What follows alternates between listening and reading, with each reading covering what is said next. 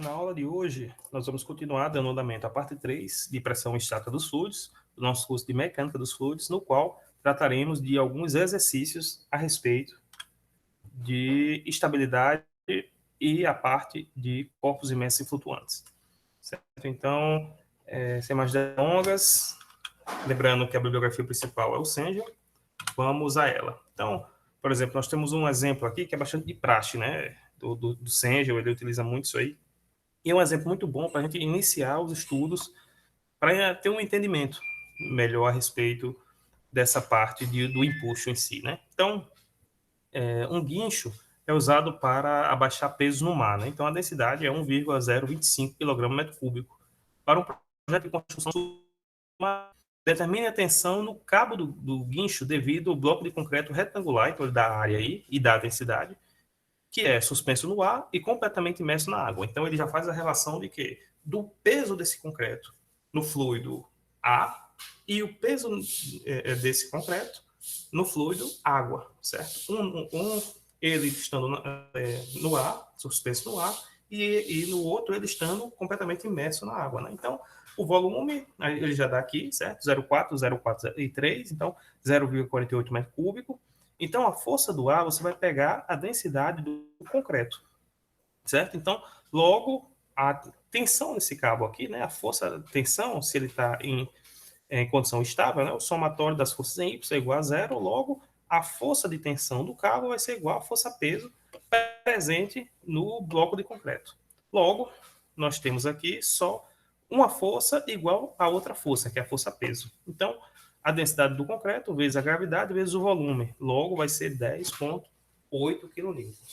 Certo? Isso aqui é a letra A. Já a letra B, você vai ter três forças. A força de tensão, a força-peso, certo? Para baixo, e uma força de empuxo, certo? Para cima. Logo, a força de empuxo, né? A força de flutuação vai ser igual ao ρ da água, certo? O ρ do fluido, vezes G, vezes o volume do concreto, que vai ser 4,8. Então, como a força de tensão aqui no somatório das forças sendo igual a zero, né? Levando em consideração que o objeto está estático, então a força de tensão vai ser a diferença entre a força-peso e a força de empuxo, ou força de flutuação. Como a força-peso a gente já encontrou na letra A, que é 10,8, a força de empuxo a gente encontrou 4,8. Logo, a força de tensão aqui vai ser 6 kN. Uma diferença de 55%, certo? Na tensão do cabo. Quando ele está suspenso no ar e quando ele está suspenso na água. Então, uma perda considerável aí da tensão no cabo devido à mudança do ambiente, né? Dado a mudança de densidade. E no exemplo 2, nós temos um recipiente fundo, recipiente de fundo plano de 135 libras, certo? Essa figura aqui. De 2,5 pés de largura e 6 pés de comprimento, e ele quer determinar em que o recipiente flutuará na água, né? Quando ele contém o peso de aço de 150 libras, ou quando o bloco está suspenso diretamente abaixo do recipiente. Então, ele dá aqui a densidade da água e a densidade do ar. Então, o que isso aqui quer dizer? Quer dizer o seguinte, que você tem aqui um barco, por exemplo, ou uma estrutura, do qual o peso está dentro dessa estrutura, certo? Logo, a força que vai estar sendo incidida aqui vai ser a força do recipiente mais a força do meu aço aqui, né? Do bloco de aço. Então, 185 mais 150, vai dar 285. Então, como essa força aqui, certo? Ela vai ser contraposta por uma força de empuxo, certo? Então, a força-peso do somatório aqui vai ser contraposta por uma força de empuxo.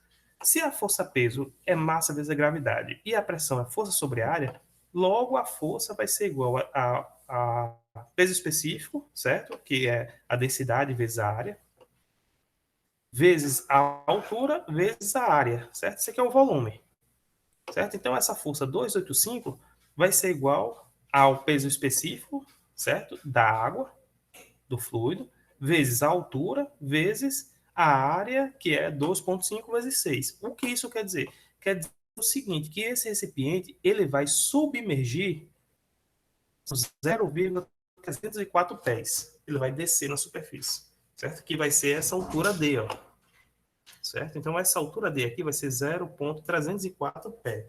Então, ele afunda ou não afunda? No caso, ele não afunda. Por quê? Porque a altura do meu recipiente é 1,5 pé, maior do que 0,304 pés. Logo, ele não afundará, certo? Agora, se caso a gente utilizar o bloco, certo? Fora do recipiente, porém, ele está acoplado ao recipiente aqui e submerso na água, né? Diferentemente do exemplo passado, certo? Nós temos o quê? Que a força do recipiente mais a força do bloco, ele vai ser igual a um empuxo dado pelo recipiente mais um empuxo dado pelo bloco. Então, você vai ter dois empuxos. Por quê? Porque você vai ter dois pesos, certo? Então, o empuxo do recipiente mais o empuxo do bloco. Aí, como o somatório das forças é zero, né? Eu passei tudo para cá, fica menos o peso do bloco e o peso do recipiente. O que antes era só um empuxo, hoje será dois, certo? Então, a força do recipiente vai ser igual à densidade da água vezes a, a área vezes o D, né? Que é essa altura.